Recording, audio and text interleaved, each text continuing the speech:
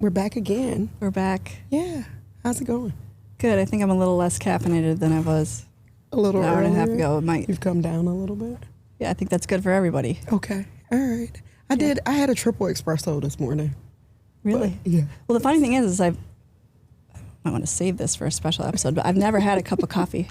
I've never had one. Hey. Oh. But I was hitting the iced tea pretty hard this afternoon. Okay. So, All right. yeah. Yeah. What else is new? What are you watching? What am I watching? There are some wild documentaries out right now. Okay. And have you seen Maternal Instinct on Netflix? So I started it. I'm not a finisher. Like I watch a lot of. I've watched I Escaped the Cult on Hulu. There's like a series, so it's like a episode, like 10 episodes, and each one is a different person who escaped the cult. I fall asleep watching that. Okay. Maternal Instinct, I started. I'm probably more than halfway through. You cannot not finish this documentary. Okay. Don't walk, run from here. Okay. Like speed home. It seems very wild. I cannot figure out how the fiance did not know this lady was not pregnant. I'm not going to say a lot. Okay. I'm going to let this be. But it's also one of the most horrible things I've ever watched. But I've watched it 3 times now, which I don't watch things over and again. Maybe like in 10 years if I forgot about it or something. I watched it 3 times. Now I'm on YouTube watching the investigators do a press conference a year after it happened. Okay. I watched all of her original interview from the hospital. I'm backing out slowly because I went too. It's not a great topic. But I'm telling you, it's okay tonight. I gotta finish this tonight. Okay, all right. Is it like Tiger King wild or is it? I mean, darker. Okay. Darker. I mean, there were a couple murders in Tiger King. Shocking. Okay, shocking. Yeah. Another one is The Crash on Netflix. Have you seen that? No. What's that about? The premise. Oh wait, is this the girl that slammed into? Let's just say that she's in prison for murder, and there was no drugs or alcohol as part of her driving. Her boyfriend and another shot kid. It's a really good season. I've heard about this. You know, the weather's not been great. Okay. Okay, so it's summer. I shouldn't be doing this, but there's a lot of rain. Okay. And we're transitioning. Summer's coming. I'll be off the documentary soon. Okay. All right. Yeah. So documentaries, tune in. Yeah. I should watch that tonight. Tune in. Am I gonna have trouble sleeping if I watch this tonight? Okay, so dreams, tomorrow morning. The dreams might be affected. Okay. Yeah. I may wait until the morning. Well, yeah, not a bad idea. Not a bad idea. Otherwise, in my house, it's a lot of YouTube from the children. It's just like the worst background noise of all time. Because they're all yelling. Why are you yelling? Just talk. You have a microphone. So what do preteen boys watch on YouTube? Is it like? Well, they're now on the schedule of how many hours they get for the video game, and then their chores and all this. Like I'm starting to lock all this down. But if they're going to watch the YouTube, they're going to watch someone else playing the same video game. I've heard of this. Yeah. My friends are very upset that their kids watch other people playing with toys, but I watch adult women get dressed up in clothes. So and get drunk and fight. Yeah, well, no, not reality TV, but like fashion influencers, like how to put together outfits. Okay, so well, I can't complain about kids. That's much better than what I might be watching. I watch some travel vlogs too. So I don't know. See, I'll go real cerebral or real dark or just garbage. Yeah. I have a couple of modes. It's kind of like when they say you dress like you're going out or like a homeless man / teenage boy. That's your range. Yeah, I got this or somebody's sweatpants. Yeah. But we shouldn't waste a lot of time. No, we have a very special guest. Somebody so special here to talk to us today. We're going to hear from him and not like, list his resume here, because also we don't do that. We keep it fun. We like to get to know the person. But let's just bring in Greg and just get on with it. Greg, welcome. Thanks. Nice to be here. Yeah. Thank you for joining us. You guys are so cool, so calm.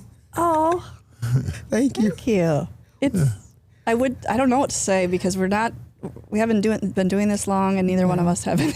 And sometimes it feels chaotic between like juggling all the things and we're like, we never talk about what we're wearing, right? And usually we both look like we're going to different events, which we do today. We do. But, she's in like a blazer and a skirt, and I'm in jeans. It's a good time for that because you know what? It's do your own thing, be That's you. True. It does not matter anyway. It's a great era to be in regards to that. Yeah. Absolutely. Yeah. Well, so thank you so much. This is such a privilege. So I want to say a couple things. Number one, I met. Do you like Greg? Do you like Mr. Kelser? Do you like Special K? What do we like to call? Greg's fine. Greg. Okay, we're gonna go with Greg. I met him. Funny. Do you remember me telling you this? No. Where I met him? I met him at a Joe Tate fundraiser. Did you? Yes. That's funny. I worked for Joe. So this was Joe's chief of staff. Yeah, Good when man. he was I'm the a fan. speaker. Yeah. He's a good guy. And you gave a little speech there. I think you were kind of the honored guest. It was like at someone's home. And so I just started chatting with Greg, and I asked him, you gave a really nice speech. I also got a copy of your book, to which my 17-year-old now, he was probably 13 at the time, 14, basketball obsessed. I'm not sure he's read another book since. Yeah. Or maybe even before, for pleasure. He read it. In that's the hyper-focus thing, right? He locked into it, and I think 48 hours later it was done, and he gave me I'm impressed. a summary. Wow. Yep, I think we had a signed book. Especially a 17-year-old. Yeah, well, and he was younger at the time. No, but he... Or 13, as you said. Oh, that's even more impressive. Yeah, he's either fully in or he's fully out, and he was fully in at this time. And so, and then I just kind of like followed Greg a little bit, like when I've gone to a Pistons game, like, I thought maybe we could say hi. It never worked out. But then when we started doing this, I randomly texted, like, ever in Lansing? We think we could, could Shaquille and I talk to you? And this man probably 2 months later remembered and said, hey, I'm going to be in Lansing next week on the 25th. Like, isn't that amazing? That is amazing. That's cool. I mean, just people don't do that. Well, I'm glad it worked out. And I really appreciate you guys having me. I'm honored. That's awesome because we feel honored. But I mean, your follow up and your memory on that, I don't know. I don't want to make a comment about most men or anything like that. I would never. But it was really special. So, your resume and everything that you do now and that you've done, I mean, I bet you probably get a lot of requests for interviews or have done a lot over the years where people are like, they want to talk about the big game or the big season or whatever. Like, well, they want to get my thoughts on the Pistons or the NBA. They want to get my thoughts on individual players, of course. Yeah. Because I'm in the sporting realm. Yeah. I have been forever, seemingly. I've been coming to East Lansing area now for over 50 years. Because it was 1975 that I enrolled at Michigan State. And I was telling somebody the other day that drive from the Detroit area to here up 96, I've probably done that over 1,000 times. Wow. Yeah. Wow. I'm very familiar with it. And here's the other thing. I'm proud to say I've only been stopped. I've only been pulled over twice, and I got a ticket once. Oh, and that was back in 1977. So I've been lucky. I think that one's fallen off by now. Well, it fell off as soon as I paid it. That's a good track record, especially that drive, Yeah, I mean, Shaquille is from Detroit, lived in Lansing a long time, and I, working at the Detroit Chamber and all that, I think I've made that drive a lot. And so it can be it's an easy drive, but it's not, right? Like, it's a little wild now because construction's everywhere. Oh my gosh. There's so many closures. I was riding up today, and I usually exit onto 127 north to go to Trowbridge and all of that and enter the campus from there. I get to 127, it's closed. Yeah. Yeah. So I had to come down another mile and a half, and then work my way back. So, I love Michigan in the summertime, but Michigan has become a pretty hard place to navigate in the summer because of all the construction and traffic. I think I was on 2 detours from my house to here today. Yeah. And not to get off on a tangent, but I have posed this question before of that 696 construction. Oh, yeah. I'm like, feels like it's never going to finish. It's a 25-year, it was like, how much of my life is worth better roads there? Because it feels like it's like a career worth of hell in that commute versus like, okay, well, now this is nice. Well, I'm not sure I make the trade-off. I know my sister will call me and say, I mean, does she have to fix all the roads at once? I mean, I get it. We're fixing the roads, but do they all got to be fixed at once? And it's like, she only had 8 years. That's true. You got to get as much done as you can. And they needed real help. That's for sure. Yeah. But maybe we could, we won't be ultra linear about this, but I would like to, you answered a couple questions for us on the front end. Oldest of 3 boys. Yes. Grew up. All over. So my dad military. was in the military. Military. Yeah. So born in Florida, lived in Texas twice. Lived in Boston, California, Okinawa, so that Michigan. I put a big pin in Okinawa because we have some. I want to talk Japan with you a little bit, but so you, because my mom's was Air Force. Like when someone says, "Where'd you grow up?" What do you say? A little of every place. Okay. And I'm very fortunate. When I was younger, and we'd stay in one place 2 years, and you make friends and all of that. And now it's time to go. And back in those days, there was no social media. Long distance calling was pretty much off limits for children. Mm-hmm. It was very expensive, so it was either write letters or just break off relationships and move on to the next. I broke off relationships and moved on to the next. But I would not change the experience for anything in the world, because what it allowed me was the opportunity to meet a lot of people, different cultures, traditions, and learn a healthy respect for all of it. Yeah. Yeah. Mm-hmm. We, our last guest, bumped into him on the way out, but played some pro basketball around the globe too. And we reflected on how much better the world would be if everyone did world travel. Yeah. Because it so washes away some of our biases or barriers or preconceived notions, right? One of the most disappointing things to me, and I won't get on a tangent either, but you're allowed. The state of our world, our country today. Yeah.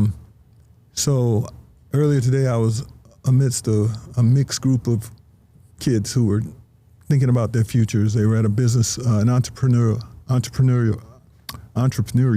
camp, and their minds are set on their futures and what they want to do is perhaps own businesses and things of that nature. And I looked around and I saw all different ethnicities. I saw, boys and girls, different ages, and none of that mattered to them. It was beautiful to watch too. Sports is a lot like that too. Yeah. Sports are one of the things that really brings people together. And one of the things I shared with them, I commended them on that before I left, and I said, keep that up. I said, because if we're going to get this thing reshaped and back to where it should be, where it could be, it's probably going to take the youngsters to do it. Because so many of our leaders today, I don't think they get it right. We're going farther in different directions than maybe at any time in a very long time. I'm not denying the progress that has been made in many ways, but we still have so much to do, so far to go. But watching those kids today, working hard and collaborating, and they were friendly, folks that started on Monday and now today's Thursday, they've met people that will be in their lives perhaps forever. Yeah. That's a beautiful thing. I love to see that. Yeah. Real connections. Yeah. For sure. I'm going to pull my notes up for a minute because I want to make sure I don't mischaracterize. I actually did. And my notes were organized. I went over earlier. My children wrestled on top of them, and 2 had to be fished out from under the bed. At least the dog didn't chew it up. That was probably next. But okay, so you do a lot of speaking. When I read that you were the oldest of 3 boys, I'm like, it's the most obvious. By far, too. Like a big I was an only child for 8 years. So that's similar to my. My oldest sister is 15 years older than me. She's 9 years older than. Wow. She's 9 years older than my middle sister, and so it's 15 years and 6 years in between me and my sisters. When you have a gap like that, you really embody different characteristics, whether it be kind of like only child at the end, or you're like a super oldest. Well, for me, it was a situation where I had to grow up faster. Yeah. Because I'm almost I'm 8 when my brother is born, and now all of a sudden I'm not just a big brother, but I'm also I'm watching him. How many times did I hear my parents say, "Take your brother with you"? Oh my gosh, yes. And my sister's 7.5 years younger. Yeah, I remember taking my younger brother trick or treating. He was 3, I was 11. I didn't have a bag. I was you were in charge. Yes. I was in charge. Yeah. And helping my dad put toys together for Christmas. For Santa. Yeah. I was Santa at 12. I joke that my oldest sister is like my second mom, because if my mom and dad said no, because they were older parents, very strict, I'd just go to my sister. And, she had grown up money at that point. She was working. Yeah. And so, she had one child. And so I was very much like, hers well, too. The parenting, even my parents, definitely, it was different then too, right? We were kind of there to be like fed and housed and like... Yeah, I remember I went on a vacation to California when my sister was like 1 or 2 and I was 10 or 9. I think I only was brought to push her on the swing. I was like hours out there. Like, I'm getting cramps, And to stay in the room with her, probably while they went out. Oh, the amount of... It was just so different. And I did love her. And actually to this day, she's a very, very bright, brilliant, capable person, but I still like taking care of her. I'm always like, do you have what you need? Do you want mine? You just that don't get doesn't rid stop. of it. That doesn't go away. It doesn't. But that struck me because even I heard your little speech at the fundraiser and then I've kind of followed you a little bit, but you seem like you've always, being a role model was just breathing to you. Well, again, like I said, when you're the older brother of someone that's 8 years younger, you do grow up faster. Yeah. You take on a certain seriousness. Yeah. That is just there. And I took my responsibility as an older brother, especially, watching my younger brother, babysitting my younger brother, took it very seriously. And then when I started playing athletics, most of the teams I played on, I was the captain. Again, a responsibility that you take seriously. Mm-hmm. People think I can't get down. I get down. Good. But, I pick my spots. Uh-huh. Yeah. You're careful. Yeah. Well, I feel like the military thing probably also added to that, right? Oh, my goodness, yeah. Oh, yeah. You stay in line. The structure. Protocol. Yeah. The structure. Mm-hmm. Because I was looking at kind of like you do public speaking, and I think you're hired to do motivational speaking. And the pillars kind of what you are branded as don't surprise me. But I would like to know in your own words, excellence is a word that you use all the time. Mm-hmm. What does excellence mean to you? Excellence is more, in my estimation, it's a pursuit. I don't know that you ever reach it, but the journey and the quest is what I think keeps you going. It's that drive. I look at golf. I love to play golf, but I've never been excellent at it. But I'm trying, and I think that's pretty much something you can apply to every pursuit in life. Strive for excellence. Get as close as you can. But, you understand that excellence is perfect. What's perfect? Who's perfect? So excellence isn't the standard. It's the constant looking towards the standard. Mm-hmm. Yeah. I think so.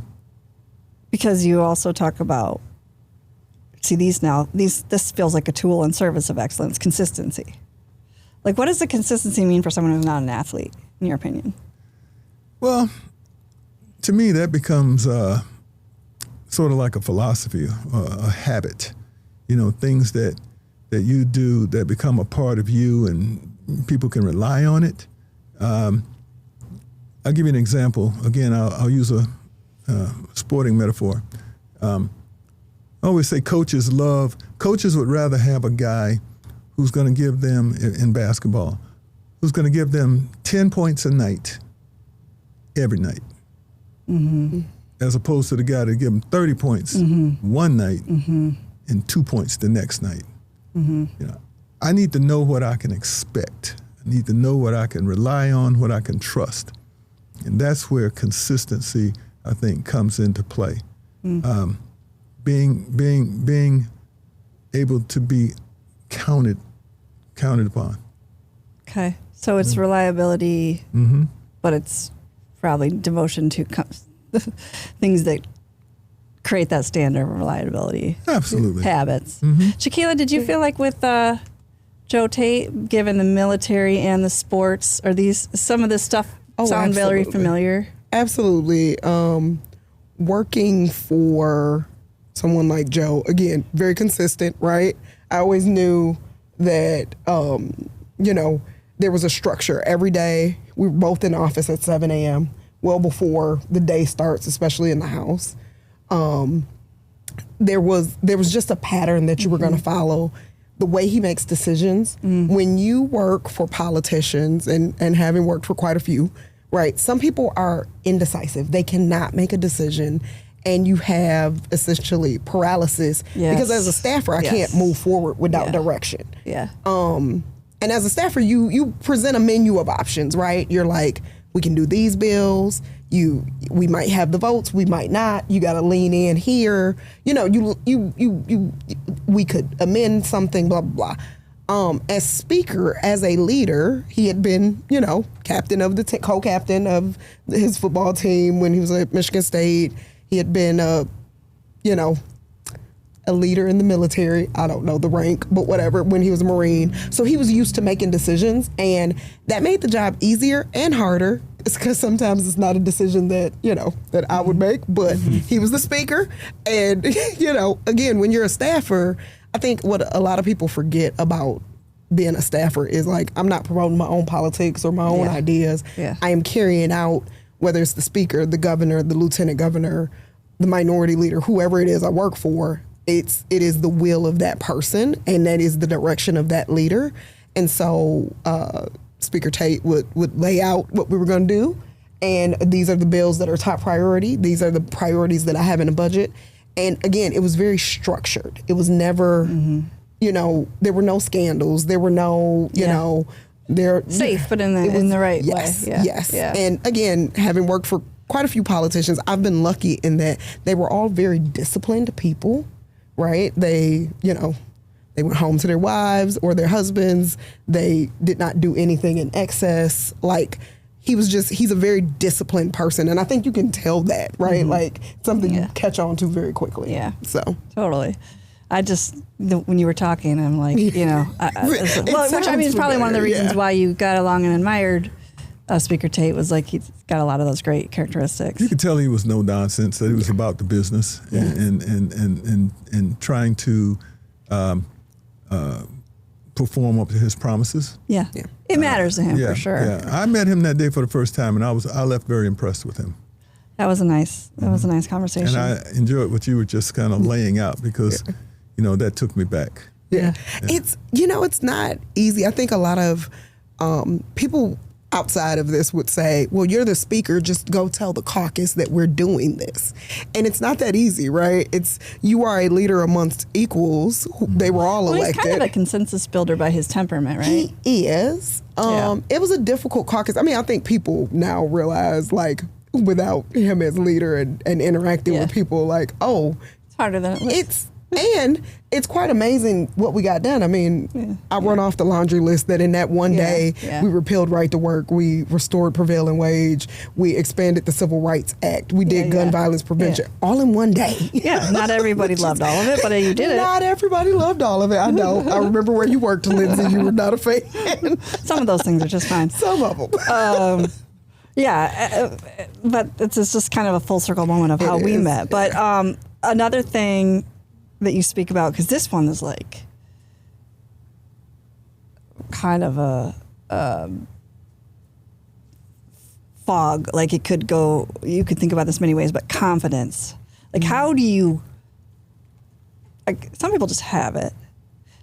Is it a fake it till you make it? Is it built on reaching goals and all of a sudden you have sort of earned that with yourself? Like, how do you create legitimate confidence? There's a lot of insecurity in leadership sometimes, right? And that creates toxicity through the organizations. Or probably, I assume, on the court sometimes is problems with people not being as confident as they should be in who they are and letting other people, like, what is your ethos about confidence? Well, I think confidence is built through experience. it's hard to be confident in anything if you haven't done it yet. But I also believe that confidence can be boosted by those that are in positions of leadership. And words are powerful. You know, I remember when I was first at Michigan State, and I was a freshman on the basketball team, and freshmen had only been eligible to play varsity sports 2 years. Prior to that, no matter how good you are, you played on the freshman team, and then 3 years of varsity. So my college coach, Gus Kanakis, who coached me my first year at Michigan State, I'll never forget him telling me how good I was defensively. And no one had ever told me that. Wow. I mean, I could score and rebound and all that other stuff. Yeah. But he told me that I was good defensively. He saw something. And when he put that on me, you know how hard I worked defensively from that point on to try and prove him right, to not disappoint what he had seen in me? Confidence soared. Why? Because he said so. He said that I could do that. So I always caution leaders, you know, when you're in that position, people rely on you, they're listening to you. Choose your words wisely, because, you know, you tell someone, you know, that they're horrible at something, or, you know, you're never going to amount to, you know, that sort of stuff, that can have the opposite effect. It erodes and diminishes and eliminates confidence. Yeah. Confidence usually comes through having had success at something at some point, and you say to yourself, "Oh, I can do this. Now, can I do it better?" And if you find out you can, then confidence just grows and grows. That's really interesting, because I think it's super simple, but to realize like your affirmations or just taking the time to say out loud what you're thinking about someone actually can help grow their confidence, like a quantity that they'll get to have with them and take with them. And I think you're right about the other thing. We've both been in some environments, right, where you feel pretty good about your skills or your abilities, and then toxic situations can erode that. Yeah. And you're kind of left like a shell of, like what I thought, you know. So that's a really, so when you talk about confidence, is it often a encouragement to pour into other people? I think so, depending on, you know, the post you hold in your exposure to other people. You know, once again, if I'm a leader and if I'm in charge, I'm going to try my best to emphasize and accentuate that which one does really well, and then we'll work on some of those other things. And I'll help you help you try and improve in those areas. But I'm not going to. I want you to know that I find value in you. I want you to know that this role that you're being asked to play is important. So we're going to hold on to that. And then we're going to work on the other areas. It's like somebody who's a really good, you know, again, the sports thing, a really good shooter, but can't rebound. Well, keep on shooting. Shoot it all the time. But let's go down and let's try and work on some block out techniques. Let's try and work on some things that's going to help you in this area, so that you can be the complete player or the complete teammate. Yeah, that's great advice. We already kind of teased at the fact that most people have said, can we put a microphone in your face? It's because they want to know what you think about this player, or this season, or this. But I am curious, because our last guest is someone who had a pretty good basketball career, and his brother still plays in the NBA. And he's like, it's not my favorite thing to talk about.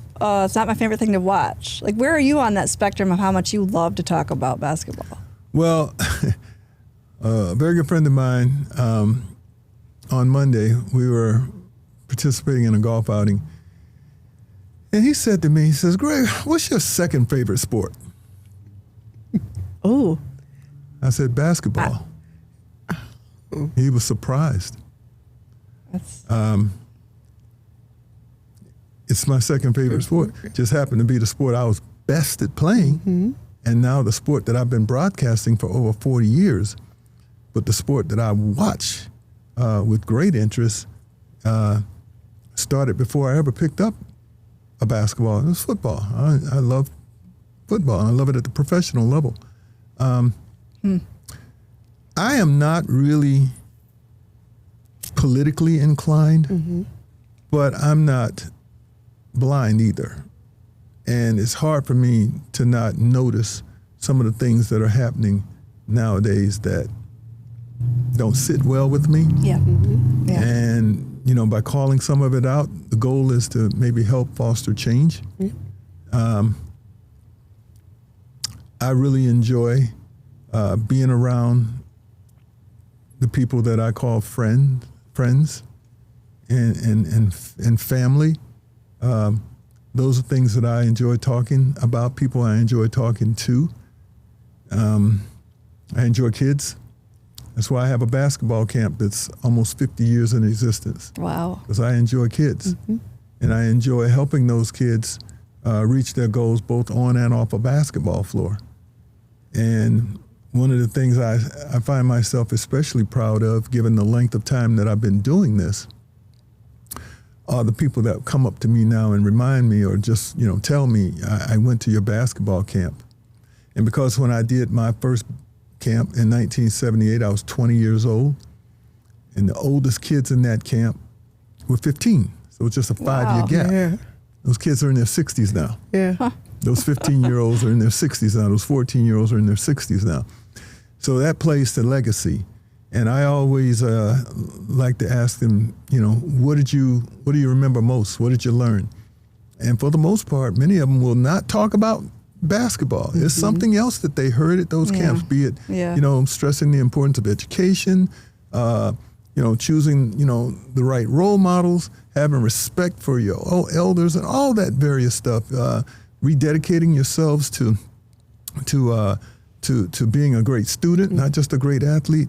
Those are the things, because at a certain point, what you learned in basketball doesn't even matter anymore. Yeah. But what you learned while in basketball, transcends any sport. Yeah.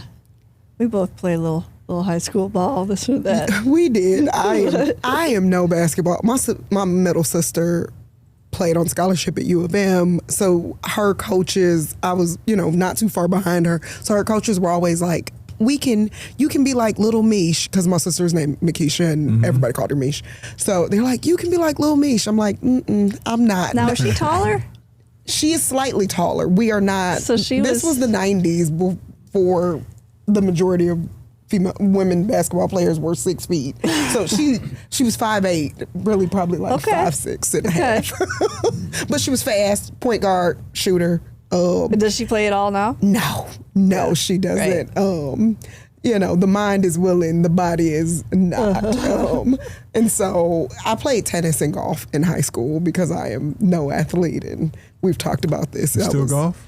A little bit. I want to golf more. I am promising myself that this year I'm going to golf more, but I haven't been out yet. We should golf. We should golf. We should. Yeah. I was like designated hitter for softball, and I was a hitter in volleyball, so I just want to crush. It is hard because I want to. I want to Happy too. Gilmore it's so hard for me to slow down, slow my brain down. I'll even get halfway through the swing, and I'll still like, Yeah, that's even the pros do that. That's why golf is the ultimate pursuit of perfection. Yeah, it really is. One day you can be in one groove, and then the next day you cannot find that same groove. Yeah. So. Well, how often do you get out? In a perfect world, maybe I'll play 2, possibly 3 times a week. I don't really have that kind of time, but I'm one who will go out late in the day when I have everything else done. Yeah. And I'll get to the course at this time of year when it stays stays light until 9:10. Yeah. I can play 9 holes, and if I go at 7 o'clock and the course is, thinning out, I can play 9 holes play by in yourself? an hour. Yeah. Okay. Wow. Oh, wow. You move quick. That is the pursuit of excellence. Yeah. That's not, you're not out there with the cooler and. I mean, I gotta say, no. I gotta say this unpopular, or maybe just a rude thing to say, but I'll say anyways. A lot of golfers are jerks. They're so serious. The amount of times I've gotten yelled at, or my kids get yelled at. I don't know. I can't do anything that's supposed to be a game or a sport. Whether you're getting mad because you lost Uno or euchre, or whether you're getting mad because I took too long on my swing, or I can't. I'm out. It's a game. It's a game to me. Like I don't want anyone yelling at me. I've been lucky. I've never encountered that. Like back when we used to play in Detroit in the 90s, we'd play at Chandler Park because that was the closest to my high school. And again, I never encountered that, even up here. So that sucks. That would be I think it's rough. Well, you have some people, I know exactly what you're talking about, but you have some people who are just wired that way. Yeah. And, on a golf course, they might be yelling because you're not playing fast enough and that sort of thing, but then they'll get in their car and it'll be honking the horn because somebody's not moving fast or someone's trying to get over. Or just like ultra competitive. Like my dad doesn't enjoy his hobbies. They're just there to be like one, and if so, like he fish. It's like, well, do you like fishing? He's like, no, I like catching fish. I don't like fishing. Do you like golfing? It's the same thing. No, I like golfing well. So it's like, it's like when my son, and my kids are actually pretty good for 8 and 10. They're both pretty athletic. That's funny. I like that. He does the same thing. This chip, my 8-year-old's going tink, tink, and he missed it. And the third time my dad goes, try something else. Like he just cannot handle, and he's working on it, but he can't handle and I'm like, he's 8. Or maybe he was 7 at the time. Like he clearly did. I agree with you that some people are just wired that way because I want to enjoy the moment. I want to look what a nice day it is. Like, and if we're not talking, people I'm playing with.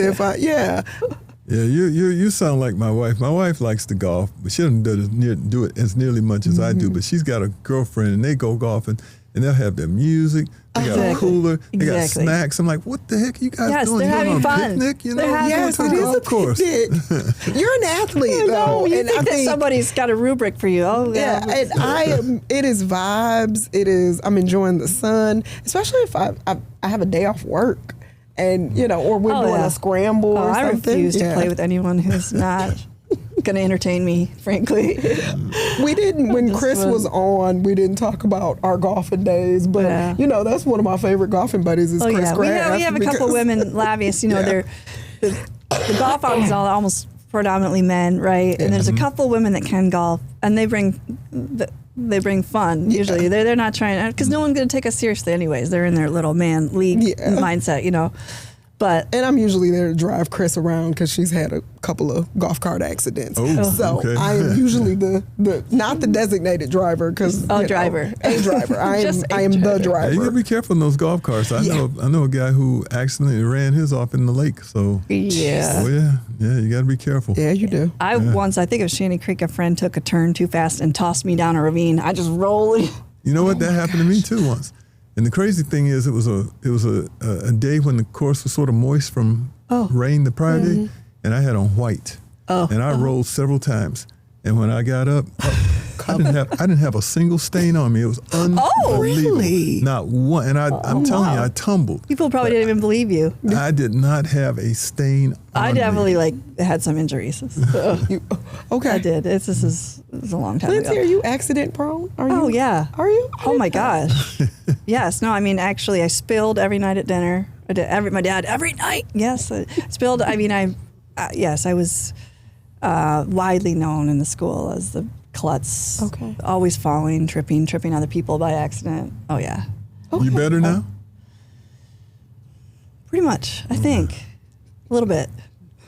Sort of. Okay. You haven't spilled anything. Once you're catching kids and stuff, so then you do, I think, also like certain type of this, I don't mean to get like real white woman-y here, but like when I started doing the bar workouts, you do start to develop some like certain muscle control of certain areas that I don't think I had before. Like I was just kind of, and just arms and and I'm like, I can actually make those muscles work and like stay more still. So you more of a bar person than Pilates? They're the same. They're different, but they're the same. Okay. I've never done pure bar. I've done Pilates a few times over the years. It's an insanely hard workout, and it's really good. And I don't like the people. They go in there, they're all like zombies and wearing the same thing. Like, don't talk to me. And I'm like, can we just... Clearly, I like anything that's not actual work to be fun. But you threw out something about social media before, but you are kind of a ghost. You don't exist really on social media, as far as I can tell. I use social media to promote my basketball camps, but I choose not to go on social media and have conversations with people I can't see. That's a good idea. That's a good idea. Yeah. It's a good idea. there's been some chatter about like you're arguing with people and you have no idea of their comprehension level, right? Like you're trying to like make sense without knowing who you're actually, arguing with or whatever. And I think I've been in one Facebook argument with someone and I quickly realized like we're not the same people. Yeah. But you are, and you mentioned this kind of purposefully private. You've always been. Mm-hmm. You say more about that? Like, have you really worked to keep kind of a protective layer around? Because not only are you known, I just have to say this, but you're known and you're also 6'8". Yeah. So it's not like you could creep into somewhere without people noticing you. Well, I'm private to in a sense, as I feel I need to be. As private, I guess, as you can be in a broadcast industry. Yeah. But I like to have separation.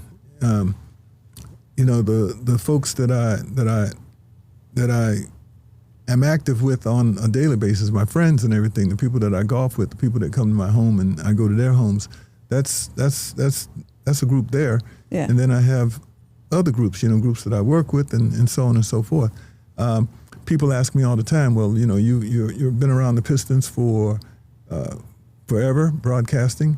Aren't you cool with the players? Aren't you friends with the players? And the answer is no, I'm not friends with the players. I have the players know me, they respect me. I know them, I respect them. But I'm not seeking to be friends with them. I have a job to do, and I think I can better do it if I keep a certain separation. And plus now, I'm old enough to be the players' grandfathers almost, So some of them are young. Yeah, some of them. So I kind of like that. I had an uncle who once told me, your home is your sanctuary. Be careful how you treat it. Be careful who you allow in. Those words have stayed with me. I'm protective of that. I'm protective of my family. I don't fear walking around and being out in public at all. I don't walk with You don't security. like it. You don't mind when someone says, "Can we get a selfie?" or whatever? Oh no, and I'll take a selfie and they can post it. I don't care. Yeah. The one thing about that I do believe in is that if someone approaches you and they're doing it because they've seen you on television or maybe they watched you or maybe they were a fan, give them the best experience. Give them the best 15, 20 seconds you can, because that is a snapshot that they will hold forever. Why not make it a nice one? Yeah. So I'm good with that. But my private and personal life, I love to keep that way because, again, that's my sanctuary. And, I own that. Yeah. I like that philosophy. So golfing is one of your hobbies. What are some of your other hobbies? I read. Mm-hmm. Fiction or nonfiction? I'm kind of more into. I'm not a big fiction person. Okay. I love documentaries too. I love history. Mm-hmm. So that's what I watch on television a lot. If I'm not watching sports or something like that, I probably couldn't name you 5 shows on television right now because I don't watch those anymore. It's been a long time. I don't get into soaps and continuing things because that requires me to be committed. Be committed. I don't want to do that. I enjoy the opportunity to be around young people and to share my knowledge and whatever wisdom I've been able to accumulate with them. I enjoy traveling. Yeah? Yeah. Even though I've done it all my life. I still do it. My wife and I, we traveled. We 2 or 3 years ago, we said, let's try to go someplace neither one of us have been. Oh. My wife's been way more places than I have.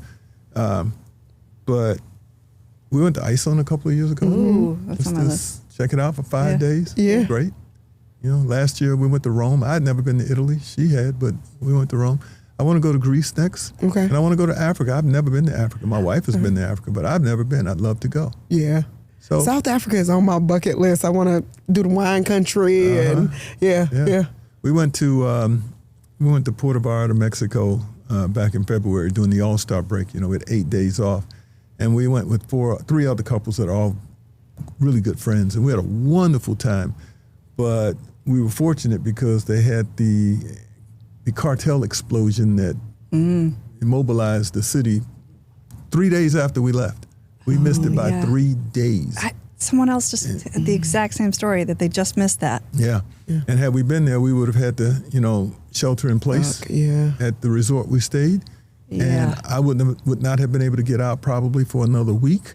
Yeah. And I had to get back to work. I still had to, the season was about to resume. So that would have been just horrific, had we gotten caught in that. I felt bad for the people who did, because if you plan for a week-long vacation and you have the most wonderful time, and then that gets extended by a week because now you no longer have control. You can't go. Yeah. And you don't know when you're going to be able to leave. It's now, different what was mindset you're heaven in becomes, a nightmare. Yeah. So what's your, I try to ask this question all the time, but what's your city outside of your home that is like your place? Like you go there and you're like, oh, I can go back time and time again. I love Seattle. Seattle's my favorite city in the country. Okay. Never been there. I played there, so I was able to gain an appreciation for its culture and for its people from up close. Okay. And it's beautiful, especially in the summertime. It is breathtakingly beautiful. What about the lack of sunshine? Did you get depressed? No. And the reason why is because I was traded from the Detroit Pistons to the Seattle Supersonics. And I was used to the cold, freezing winters like we just had. It's all trade-offs. Frigid. Yeah. Okay. So I was okay with the little drizzle and overcast skies during the wintertime in Seattle, because here we have the overcast and we got 0 degrees or 10 degrees. So no, it was fine for me. I was okay with that. And this winter, good Lord, I brought my friend in for a weekend. She's never come to visit me before, from Florida. Oh, God. And we went to a Pistons game.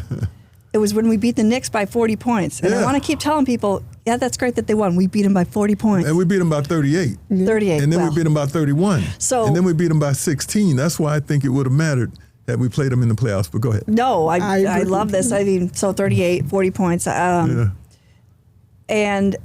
that night was because we had to walk like down to the Grey Ghost or something, where we parked over there.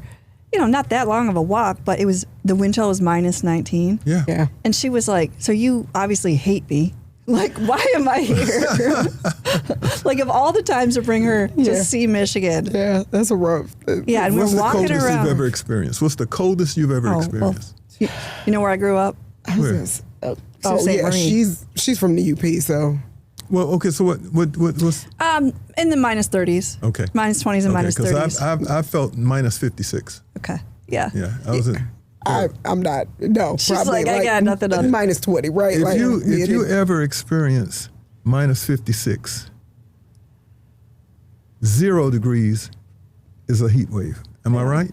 Yeah. Well, and it's like it's immediately hurts and it's immediate dangerous. Like, I haven't done minus 56. Yeah, you but can't be outside in minus 56 very long. But sorry. But if you're at minus 56 and then like 2 days later it manages to climb up to 0, you feel the warmth. Yeah. You feel the difference. I've gotten soft, and actually there is a different cold down here that's more of a wet cold that at 40 can feel awful to me, where it's that drier cold up north. But like, there was a kid a lot of times was like, I wouldn't wear my coat if I was just going to do a quick thing, because why? Because if it was 10, 15 degrees, that didn't feel that cold for, to run out to the parking lot or whatever. But I played volleyball, and we, the court space was, you had to compete with the guys' sports or whatever. So we would often have those 6 a.m. practices. So at 5:45, I mean, my dad would have to go out there, and the question is, will the car start? Oh, yeah. And then if it will, you got to have it heating up for like 10 minutes. Because I don't know if this was an analogy or if it actually was, he said the tires would be square. But basically, the bottom of them would get flat because they kind of freeze, and then you kind of when you drive down the road. So we had to let the tires warm up, and the engine. So you would miss practice and be in trouble and maybe miss playing time. Sometimes it's because the car won't start. It's too cold. Yeah. Where Sault Ste. Marie? Like near the Sault Ste. Marie, Canadian border. Yeah. Like I was in Canada on Saturdays for orchestra. Do you have to plug your cars up when it's cold like that? Because if you go to Alaska, which is where I experienced the minus 50, every car has a plug coming out of the grill. So when you pull up to the parking spot, there is a receptacle to plug it in so that it keeps your engine somewhat. I'm guessing some people in the UP might have. It sounds like a fancy person thing for the UP. Might be like, oh, I don't know. There's a family of raccoons that lives in the hood. They'll. Oh, I always think about like the chains on the tire. Like I didn't know that was a real thing. We never did that. Okay, but people do. People do. Although there's a lot of rural like corner cutting. You know what I mean? So like people with more money probably did have some of these like more bona fide weatherproofing things where we were just like, sorry, the car won't drive today. Like, you're not going. I mean, I grew up in Detroit, so it's not. I mean, it got cold, but Would you kind of get really cold? Yeah, it got cold. But we were never out in the cold. Like, I didn't walk to school. I'm not one of those that. Right. I got to ride to school. Oh, come on, you were the baby too. I was the baby. She had to ride everywhere. You'd have had to have been born maybe 15 years earlier, and then you would have walked. I probably would have. I probably would have. My sisters did walk. Both of them. I remember my middle sister walking to middle school, and we all went to the same. We didn't go to the same elementary schools because my oldest sister grew up in St. Louis, actually, in Mississippi, and then, but my middle sister and I were both born in Detroit. But we went to the same like Stellwagen, Hamilton Middle School, and then Finney, and they walked to school, and the only reason I walked was like, like the car was down or something. Did you live near Finney? Yeah, about we live in Morningside, so right outside of East English, so Outer Drive and like Beaconsfield, Nottingham, Berkshire. That's the area. Yeah. So could I ask you one more quasi-serious question, and then we might just throw some total nonsense at you. Okinawa. So I had a chance. I went twice last year. The son that I guess you haven't met him. I feels like you met him because he's a kid that struggled a lot with academics, more just focus. He's very bright. And then something happened in his middle school years, and he decided he got really disciplined, hyper disciplined. You should see now he eats like pressure cooking oxtail in my kitchen last night because he's doing it's the most nutrient dense piece of the cow or something, right? But he decided I gotta live in Japan for a year, and we're like, how about we just get A's in the U.S. And he did. I put up all these gates. You got to get all A's. You gotta get a language tutor and show me you can learn the language. He passes every. So what's left is he goes to Japan for a year of school. So I got to go twice last year. It's such a layered and mystifying place in a lot of ways. I mean, the history seeps out of the culture in a way that I don't know if it's that obvious in some other places, but and the Buddhism. But I found the people were, you're probably a more reserved person than me. I was kind of like, hello, does anyone want to talk? Like, does anyone want to make eye contact? Like anyone, How did you, tell me about your experience with the culture? Because you mentioned, you were like, I don't want to go to Japan. And then you were like, oh, Okinawa was a special place anyways. But I didn't want to, I'm 10 years old. I'm 8 years old at the time. And I didn't want to leave the United States. All my family, whether we might have been spread out, folks in Detroit, folks in Florida, folks in Massachusetts and things like that. But we were still in the country. Now, you're talking about traveling 11 hours on a flight from California. Oh, yeah. Where are we going? So, and I looked at it on a map, on a globe, and like, oh no, I didn't have any say so. I mean, I had to go. But again, when I got there, and you acclimate yourself eventually to your surroundings, and then you meet people. Yeah. Now I met, I lived on an Air Force base for half the time we were there, but I lived off base too.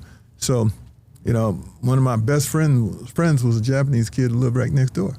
And so, there were no, again, kids we watch them, we can probably get some of this stuff right. Kids just play. They look forward to seeing each other. Yeah. They look forward to being around each other. And that's what made Okinawa special, the people. Everybody just seemed to get along. I learned to play basketball on Okinawa. it was I think just being able to celebrate not the differences but the things in common. Yeah. And you find out that no matter where you go, people really just trying to figure out, yes, how to be are. happy, how to take care of their families and just have the best opportunities that that they can provide. And when I saw that, people of course worship a little different in other places, but we're all praying to a greater being, greater than ourselves. Yep. What does it matter what we call that being? Again, I met some really wonderful people there, and I went to American school, but the school that I went to was mixed race and mixed ethnicities, and it was a wonderful, wonderful experience. I was there 2 years, and I'd like to go back. I'd like to go back just to see what it looks like now, see if I would still recognize the place, see where I used to live. I did that traveling with the Pistons, and I lived in Boston from 1968 to 1970. I remember the school that I went to and everything, and some of the things that were going on at that time. So we had an off day in Boston. I got on the train, and I just went to those old areas and the old school that I used to go to, where I used to play basketball in a kid's backyard, and the complex where we used to live. It was fascinating to see all that stuff through the eyes of an adult, where I used to be as a child. Which, in Detroit, you watch these slow changes of neighborhoods, of other things. Like, it wasn't quite that for me, but I don't make it back to the UP that much. And when I do, I'm definitely not often like, let's go. But I've been doing that more. I want to go down and see where my aunt and uncle used to live, see the horse barn. And it is wild because sometimes it's 20 years since I've looked at a place like that. And it is a different level of like nostalgia because you're like, whoa. And also what you think used to be huge is tiny. Yes, that's what I was going to ask you. How much of it looked so much smaller than you remember? I'd like to get back to Okinawa to see that, but I can tell you where I was born in Panama City, Florida, and my grandparents lived there, and they raised 8 children in this house that seemed like plenty of room for everybody, but seeing it as an adult, I'm like, holy cow, how in the world did they pack that many people in this house, what seemed like a long road, a long journey, it was not that long. I used to walk that road, Cove Boulevard in Panama City, Florida. I used to walk that road to get to Mr. Clark's candy store. And it seemed like it took forever. When you're like, wow, that was 800 feet down the street. It's a quarter of a mile, maybe. Perspective. That's the thing, and live long enough. My wife's grandmother used to always say, keep living, keep living. My mother says that. Really? Yeah, she does. Oh, that's cool. Yeah. She's right. She's right. You Absolutely. keep living, and keep living. And to your point about Japan, what I feel like I'm learning more is people are just still figuring out how to live. Like, we're all just kind of, what do we want less of? What do we want more of? What do we and sometimes getting back to like nature or sunshine. These are things that like we actually need that we've kind of forgotten about. Keep living. And I'm like, I'm still figuring out how I'm supposed to live, you know? I mean, to our knowledge, it's our first time here, right? Like, it's not like it comes with... another great one-liner. Yeah, it's not like it comes with a manual. There's a lot of stuff. She should have a sweatshirt line. She's always dropping out what did you say last time? If I leave the house, I'm having a good time. Oh, yeah. I know. I saw the clip of you say... But that really is my philosophy. If I leave the house, I'm having a good time. Because why not? Why would you leave the house and be miserable? That's a great... Yeah, right. Unless you lived in a grandma's house with 8 people and it was too small. I mean, but again, another reason to, first of all, I think growing up with that many people is fun. It's so probably. fun. Yeah. And you know, but again, if you leave the house, why not? Why not? It's a great disposition and be happy. Life, I'm learning more and more. Life doesn't happen to you. You do create most of it. Yeah. Happiness is a choice, Lindsay. Yeah. And I think a lot of people, they realize that you are in control of this. Like, yeah, we could all use more money or time or whatever, but happiness is a choice, and a lot of people choose to be miserable. Yeah. Yep. Well, I think this is another deep dive, but I grew up in a pretty extreme religious environment, and also kind of, I wouldn't say poor, but like scarcity was always, and so it takes you so many years to unlearn that you're not in survival.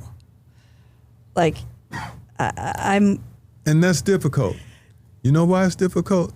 Because we're trained. Yeah. And certain things get ingrained and entrenched, and it's hard to put them aside. As an example, my grandfather used to always say, turn those lights off. So now as an adult, I can't see a room with nobody in it and the lights are on. Turn them off. Turn that water off. Well, if you're not, if you're not using it, turn the thing off. That's in me, and it's not going anywhere. Yeah. You know. Yeah, there are some my things you have to. My grandmother used to always tell me, "Take all you want, but eat all you take." So now I got to clean my plate. I don't, because that's in me. Yeah. You seem like a rule follower too. I was gonna say, wait, do you not turn your heat on until November? I'll turn the heat on when it's necessary. Okay. No, if it's cold in per September, his opinion, right? Yeah, if it's cold, but I'm using it. Yes. But you're using it. Okay. Yeah. But but when you leave, and you're gonna be gone a day or two, turn the heat down. Turn it. Okay, I want to ask you some nonsense questions. Okay. Because you know what? I mean, I like where this was going. All right. But it sounded like my dad was coming through a little bit too. These are life lessons that. Yes. Because, when you ask people weird questions, you get to learn weird things. Like, you get to the core of them. Yeah, and their rationale. The last guy was like practical. Everything was like, all right, so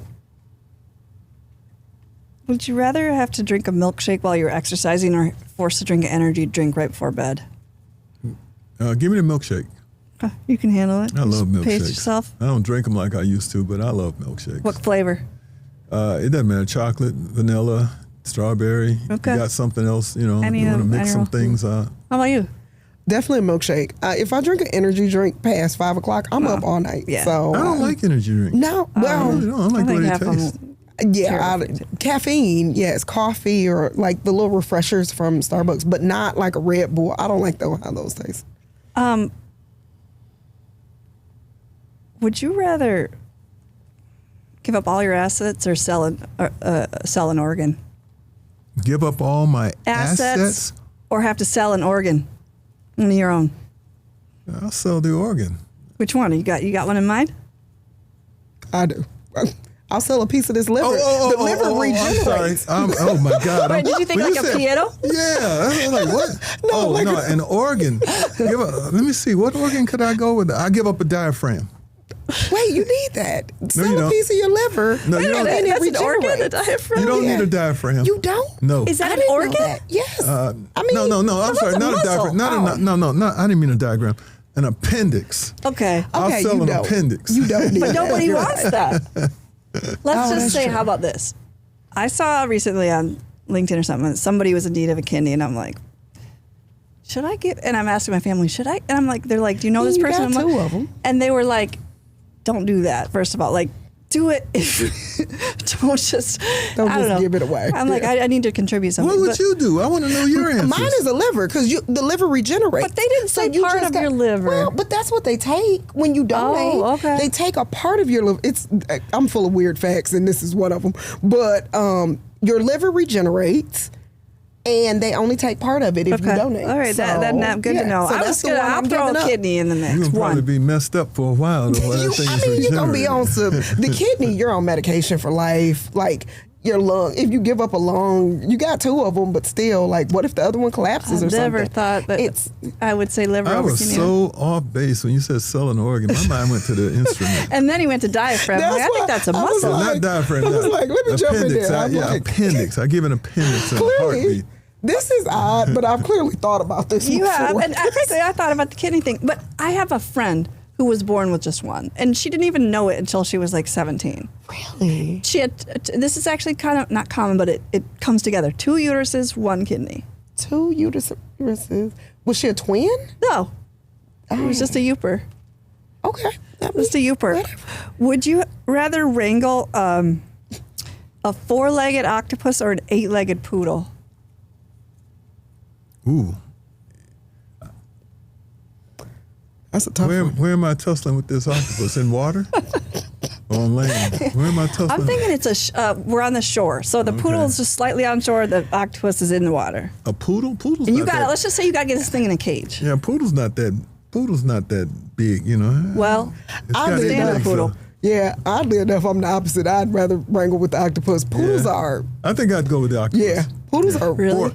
Four rough. legs with how many Yeah. tentacles? But yeah, I mean, not tentacles, but the those sticky, those suction things. they Yeah. got. They could probably still do some damage there. See, I'm so strongly in the other camp. 'Cause, Poodles? okay, Really? I know what all 8 legs of that dog are capable of. They might scratch. They could. I don't know. So one of those things could wrap around my neck. But you know it what? could You're suck thinking my of face an off. octopus is a huge. An octopus is not that big. I didn't specify that it was a tiny octopus. Well, Let's just I'm say with- they're the same size. Let's say they're both this big. I don't know. I think it might be. I don't know. I have no The natural octopus defenses is against. squeamish. And it's slippery. It is Can't get a slippery, grip. that's No, true. I don't wanna touch it. I don't want to think about either one of these because I'm now visualizing an 8-legged poodle, and it's real. I mean, because it has to be like the length of a wiener dog with extra. Yeah, that's too true. much. My mother and father, they were really dog lovers and everything. I never owned a dog as an adult, but at one time we had 2 poodles. So two poodles. Little poodles? 8 legs, yeah. Oh. And Wow. so you've wrangled So with the a, question yeah. could be 2 It's- poodles yeah. or 1 octopus. Yeah. Okay. When you're on, this is kind of not too silly, but you're on a trip. You want a full itinerary, or you want to decide every day? Every day. You want to go with the. What about you? Yeah, same. I like a go with the flow Yeah. trip because too much structure. What if you that's see what you're doing something? to me? That's what you're doing at home too. Is that you have to be places all the time? But like when I did a solo trip to Paris, right? And I went to the Louvre and I was supposed to go somewhere right after. But after my tour was over, I kind of just haunted around the That's Louvre it. and Yeah. found like this this fashion exhibit. I enjoyed that much more than like boom, boom, boom. Like we got to Yeah. go somewhere right away. I like the idea of 1 anchor place a day, and the anchor could be a lunch place, and then in that area you wander. Sure. Anyway. My wife and I, we decided to forego a trip to Dubai with some friends a few years ago because it was like them Yes. and 10 other couples. And it was all. And they was on a schedule. Yeah, I an was on one itinerary. recently, and they're like, no. You feel we like don't a wanna do hostage. that. Yeah. We don't want to do that. It was like, think twice if you want to end this vacation. Would you rather have your car horn sound like the YMCA song or have a Looney Tune painted on the driver's door? I'll go with the car horn Because you're not a big honker. because I don't use it. Yeah, I knew that. He's chill. Yeah. Oh, I didn't think about that. Like I was just thinking it was on. See, that's what I'm saying. always. There's some there's some stuff No, on it. that's a fair point because I don't use my horn very often. Although I used it today. So, but You're going to be now in they trouble could- if you do need it and Yeah. it's whistling out YMCA. it get the other driver's attention. Though. It may not alert them. It probably could cause a couple crashes. Yeah. People will be like, what? Yeah, but now I'm wondering what Looney Tune would I have painted on my I door? was picturing that cat, Sylvester, or is that his name? Yeah, I'm trying to think the last time I blew my horn. Yeah. He's like, I don't even have a horn. it was definitely today for me. You blew your horn today? Yes. Some lady. Who was acting up? Someone came all the way from the far lane to jump in front of me to get off the exit, and they came around a gas truck, like a tanker truck, to get off on the Saginaw exit, and it was a little bitty car, and it's like your life is not worth not mixing this exit to jump in front of a tanker and me and to go across 4 You're lanes. making of a traffic. strong argument Yeah. for the Looney Tune I because you want to save her life. I was just like, and then of course, you know how when they cut you off, they won't look at you, and I'm yelling all kinds of obscenities. I'm not an angry driver generally, though. I got a challenge for both of you. Yeah. There's this movie, I cannot think of the name of the movie, but it starred Russell Crowe. And if you watch this movie, you'll never blow your horn at anybody again. Ooh. Wait, is it Crash? It's not Crash, is it? No. Okay. Look it up. Okay. Russell Crowe movie about, Traffic exits? road rage. Okay. Watch that, and you won't blow your horn anymore at Okay. anybody. Road rage. Put that in her queue. I don't need it. I'm not blowing a lot of horns. Would you rather have a Texas or Unhinged. Unhinged? Unhinged. There you go. Unhinged. Okay. I'll consider it. Yeah, check it out. Oh, he Would you rather have a targets single Texas? Mother. Oh, okay. no. I'm going to send it to you. I'll keep trying to get It's a crazy movie. Yeah. It make no sense, but it makes a point. Okay. Go ahead. It's good to know. I need movies to watch. Texas or New York accent? Which one would you rather have? New York. Thank you. You said what? New York. New York? Really? And you've been watching that Maternal Instinct documentary? Yeah, I know, but my folks are from the South. But probably I would take a New York accent. Yeah. I can't take those people seriously in this Texas thing. There are some places where it's weird. One state, even like the east side of Tennessee, you're like, are y'all very on different. something? Why is it so slow? You know, Like, Tennessee, Arkansas, Missouri, Louisiana, all those surrounding bordering states, I guess all those states right around Texas have that drawl. yeah. I think I was in New Orleans like a month ago, and to me it was almost like being in the Caribbean. No one's in a rush. Hey, sugar. Hey. did you like that? I mean, I don't mind it. I mean, I wasn't in a rush, so Yeah. it just reminds you to slow down. I saw something recently. Someone was in France, and they were saying how they tried to order their entire meal, and their waiter was like, "We don't order dessert until we're finished eating." And as Americans, we're always in a rush. Yeah. Why are you in a rush? Slow Yeah. down. Yeah. Where you gotta go? I got one quick thing on Japan there, which is you watch this dichotomy of you can tell that Buddhism is about like pillars of virtue. And they don't necessarily like you could see patience and efficiency bump into each other, right? Because like you wait in line, you don't say anything, you shut your mouth, whatever. But these people were flying through the subway, beep, beep, the card where I'm gonna, because you also don't waste time. Yeah. And it was almost like this idea of they weren't racing to beat someone else, but there was a value of efficiency of time, and there was next to a value of order. And it was like, because our feeling, if someone's flying up they must be they're caring about themselves and Right. not you. Right. Well, it's actually not like that, but it was kind of bizarre. So anyways, one or two more ridiculous questions here, if we can do that. I feel like looking at you, I know this answer, but if you could only wear black and white or neon for the rest of your life, what would you choose? Black and white. I can do some stuff with black and white. I can see it. You've got it going on. You already know black and white. Oh. That is my uniform. I'm neon. You go neon? As long as I get all the neon colors. I don't want just one. Be like a weird highlighter person. Oh yeah, I love a little neon. You do like color. I do. have been It's branching kinda out with childish. quarter. No. I mean, if color brings you joy, then It does. do that. But I am starting to learn, like, just pick something that's not. Just pick you don't have to have 3 colors on all the time. If it brings you joy. It does. If it brings you joy. It does. Don't let anyone, dim your light, Lindsay. You thought I was going to say that, right? Black and white? Yes. Yeah. Oh yeah. Well, this next one too. You don't even have to answer. Tuxedo every day or sweatpants every day forever. You don't. Would you? Sweatpants. Oh. Now, are you just saying that to? No, I don't want to wear a tuxedo every day. I'll go with and they got some really nice sweatpants. They do. out now. But how are you gonna MC those Pistons game you wear a suit? I do, but check this out.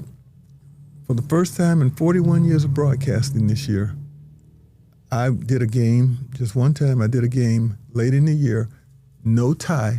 I had the sport coat on, at a mock, and I had this bracelet on. Got so many compliments. Yeah. People were stunned.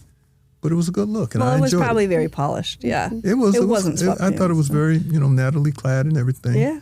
But I didn't have a tie on. Are you going to do more of that? I'll probably do a little bit more next year, but I wouldn't want to wear a tux every day. So if given those choices, okay. I'm taking the sweatsuit. Yeah. The other one was... In that regard. Yeah.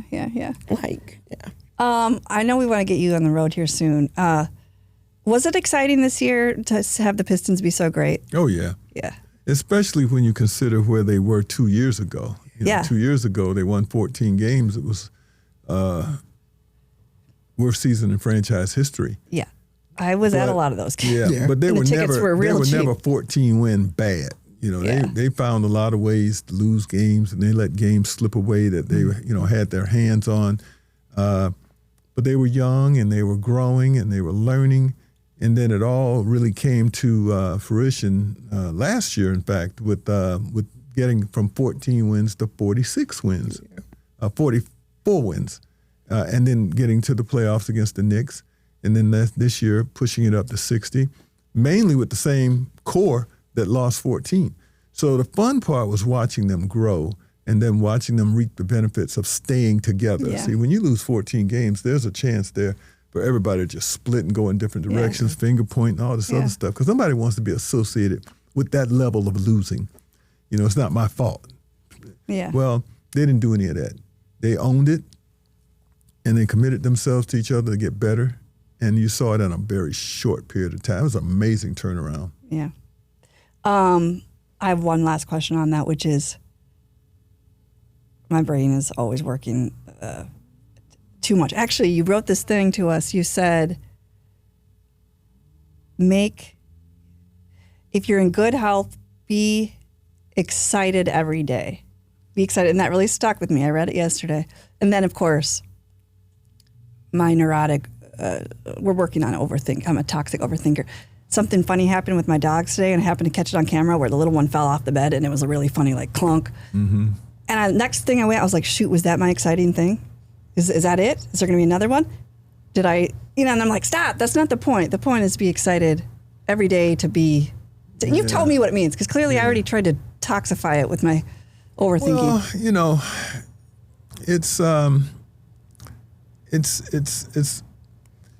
it's not a fun answer, but to me it's a very important answer and aspect of life, because my history and what I've seen, I'm much older than the two of you, and my family, we've experienced tragedy. My dad was 48 years old when he passed away, and he was diagnosed with a terminal illness, and you just watch helplessly the debilitating process play out, and each day, each week, the quality of life just slipped away. I experienced that same thing with my mentor and very good friend of mine, who's mainly responsible for me being a broadcaster right now. He passed away last month, and it was the same thing. The last year and a half was that diminishing process. So I don't need that for perspective. Mm-hmm. I already know life is precious. Mm-hmm. There may be something better. We're taught that there's something better waiting, but we're trusting we in our limited capacity, our limited scope, what we know is right here. Mm-hmm. Yeah. So we try and stay as long as we can. For all we know, those that have moved on, that have passed on, are laughing at us, calling us fools for trying to hang on to this when, what we're taught far exceeds what we know. But since this is all we know, we hang on. And I know every morning that I get up, both with health and freedom, is a good day. Yeah. Wow. Good day. Amen. That's a A lot to think about there, but very wonderfully said. Yes, I think it's a great note to end on. Yeah. So, Any last thoughts? Any questions for us? Like, well, what are we doing? Why? You guys seem to be having a great time. We are. And I think it's nice to be able to just sit and just go where the feeling takes you. Yeah. Yeah. I've enjoyed this, and I appreciate you having me on. Thank you so much. Thank you for joining us. It's a privilege to be able to do that, and it's a privilege to have you here today. Thank you. Thank you. All right.